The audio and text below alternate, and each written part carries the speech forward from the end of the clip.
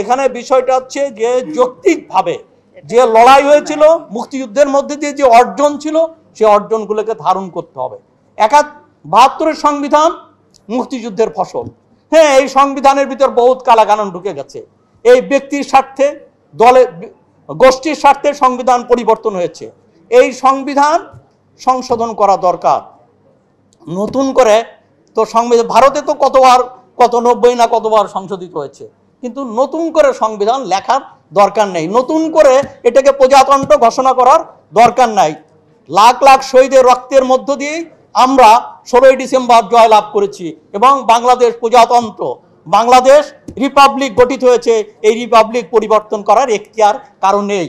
এটা কলমের ঘুষায় কোনো অন্তর্বর্তী সরকারই হোক আর যে সরকারই হোক, তারা কলমের ঘুষায় এটাকে পরিবর্তন করে দিবেন, এটা হতে পারে না। অতএব আমার কাছে যেটা মনে হয় যে এইটা বাংলাদেশকে যে জিনিসটা দরকার সেটা হলো সংবিধানের গণতন্ত্র। যে জিনিসটা দরকার সেটা সংবিধানে যেসব কালাকানুন ঢুকে আছে এগুলোকে ঝেঁটিয়ে দূর করা এবং সেখানে অধিকার প্রতিষ্ঠা করা, এবং যে অধিকারের ব্যাপারে অনেক সুন্দর প্রস্তাব এখানে রয়েছে সেই অধিকারগুলোকে সুসমন্বিত করা, এখানে নাগরিক অধিকারকে নিশ্চিত করা, এবং এখানে বাঙালি কেবল রাষ্ট্রটা যেন আমি স্পষ্ট বলতে চাই, রাষ্ট্রটা যখন বাঙালি জাতীয়তাবাদকে বাঙালির রাষ্ট্র হয় তাহলে সেটা সাম্প্রদায়িক রাষ্ট্র। যদি পাকিস্তান মুসলমানের রাষ্ট্র ছিল বলে যদি সাম্প্রদায়িক রাষ্ট্র হয়, সেটার বিরুদ্ধে আমরা লড়াই করেছি। অতএব এটা বাঙালি রাষ্ট্র, এটাও সাম্প্রদায়িক রাষ্ট্র। ঠিক তেমনই করে আমার মনে হয় এই জায়গাটা থেকে এটা দেশটা হতে হবে, এবং মুক্তিযুদ্ধের চেতনা এবং এই যে জুলাইয়ের অভ্যুত্থানের চেতনা, সেটা হচ্ছে সব মানুষের রাষ্ট্র।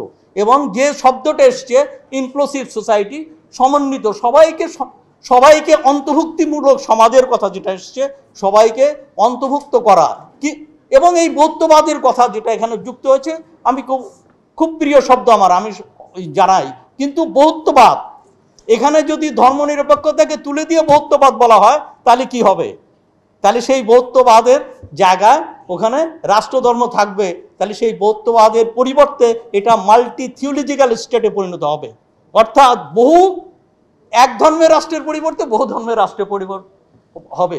অতএব ধর্মকে বিযুক্ত রেখেই এখানে রাষ্ট্র পরিচালনা করতে হবে, এবং ধর্ম যার যার জায়গা, যার যার বিশ্বাসের, যার যার হৃদয়ের গভীরে থাকবে, কোনো আপত্তি নেই।